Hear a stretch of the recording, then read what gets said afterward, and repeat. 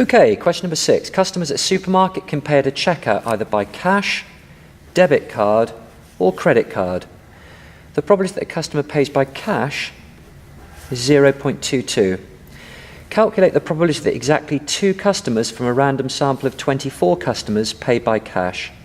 Okay, so for 6 part A, I'm going to summarise the distribution that I've got here. Well, I've got a situation where I've got 24 items or 24 people, as is the case here, and an associated probability. This is a binomial situation. So X is binomially distributed with 24 and with 0.22.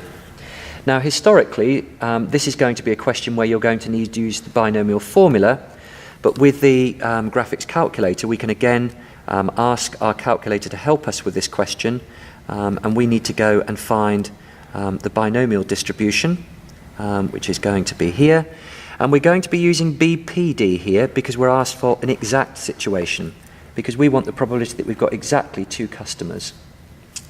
When we key this information into the calculator, we're going to calculate or key in X, N, and P. And we do that using the BPD function, as I said, because we want just the exact value. So if we key in those pieces of information, the value of X is 2, the number of customers is 24, and the probability is 0.22. And note that I'm writing this down before I'm pressing the buttons. Now I press the button. So binomial probability, 2, 24, 0.22, and close brackets. Oops, and I must have pressed something wrong there. I can see what I've pressed wrong. I put an extra comma. So let's go back and delete that and make sure that I've got that right again. It just shows you've got to be so careful. So 2, 24, and 0.22. Now I'll close brackets and not put a comma, and there I get our probability. So 0.056. It's 4, 7, so 5 to 3 significant figures.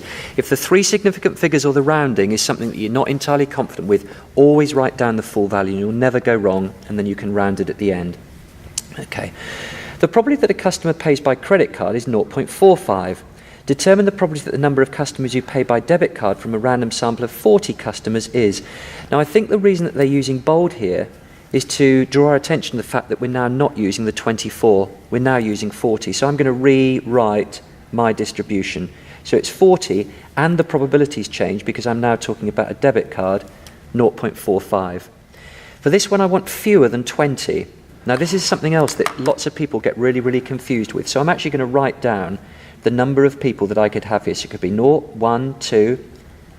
I'm then going to go up nearer to 20. So 18, 19, 20, 21, and that would go on up to 40. Now, I actually want fewer than 20, which actually means that 20 itself will not be included. So I want 19, 18, and anything that's below. So I want all of that information. So what I actually want is the probability that X is less than or equal to 19. That's a really, really important step, and another one that when you're doing this on the calculator and all of your credit really is in the final answer, you've got to be very careful. This time I'm going to use BCD because I want the cumulative probability here. 19 is my X value. The number here is 40, and again note that I've got this information now to hand. I'm not having to go back and interpret again, and the p-value is 0.45. And now this time I'll see if I can key it in more carefully. So I'm going to go to BCD. I'm going to key in 19, 40,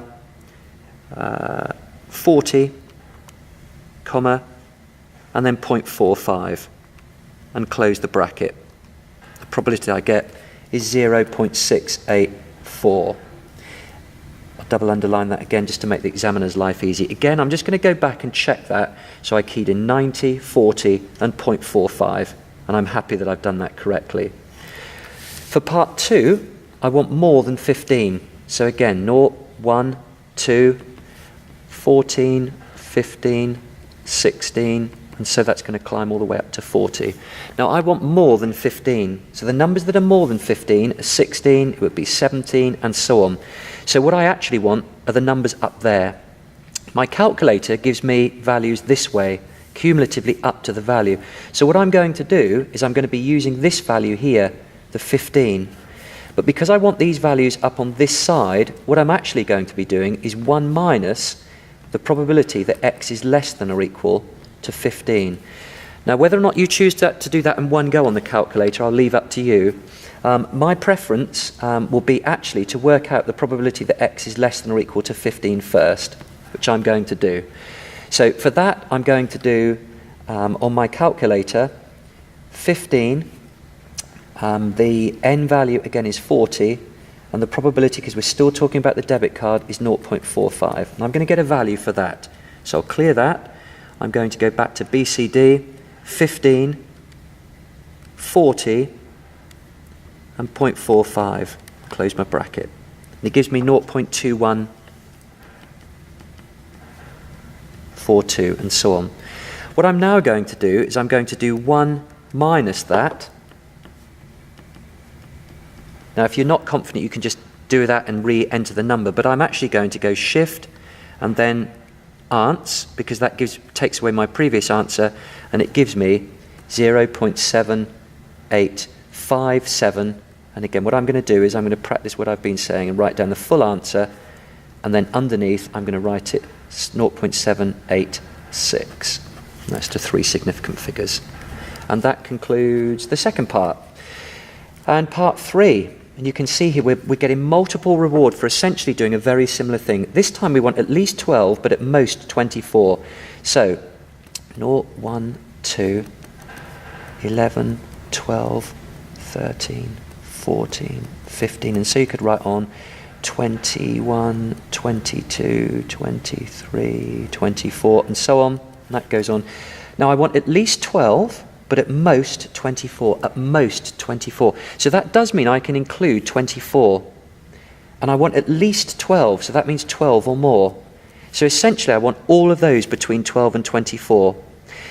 On the calculator, what I'm going to do is I'm going to use the function to give me the probability of 24 or less, and I'm going to take away the probability of 11 or less, and that's a very common source of error here, because people will take away the 12.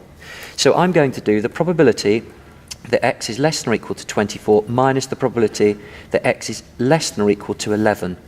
Then I'm going to key this in. I'll probably do this in one go, actually. So it's going to be BCD 24, 40, 0.45. Take away BCD. I'm showing all of my working here. 11, 40. 0.45. What I'm also not doing is at any stage trying to interpret this and put it into the calculator. I'm writing it, then put it on the calculator. Much less likely to make an error.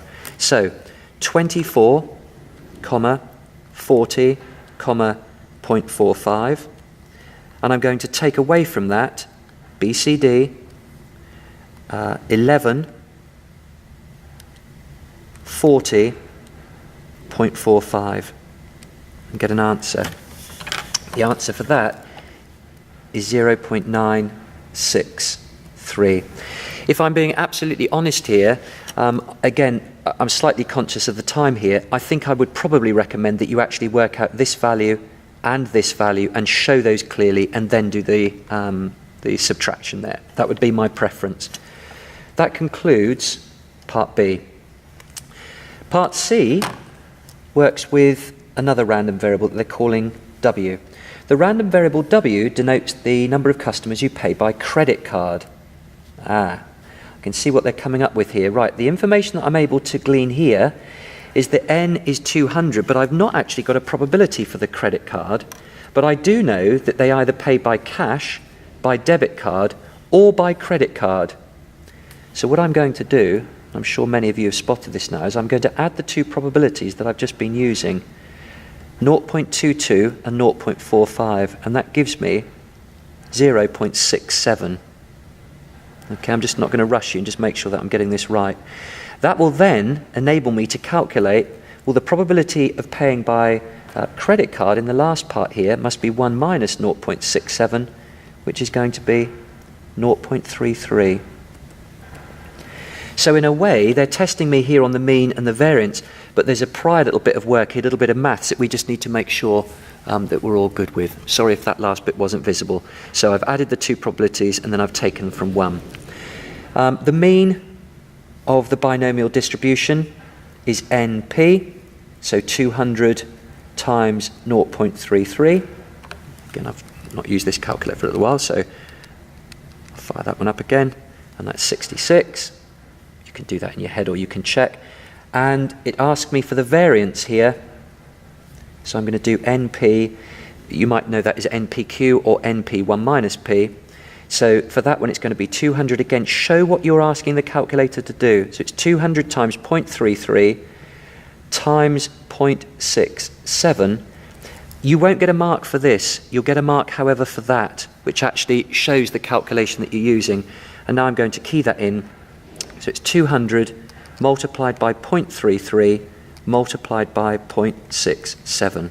That gives me an answer of 44.22. So these are my answers for the final part that I'm double underlining again to make the examiner's job easy, and I've done those two parts.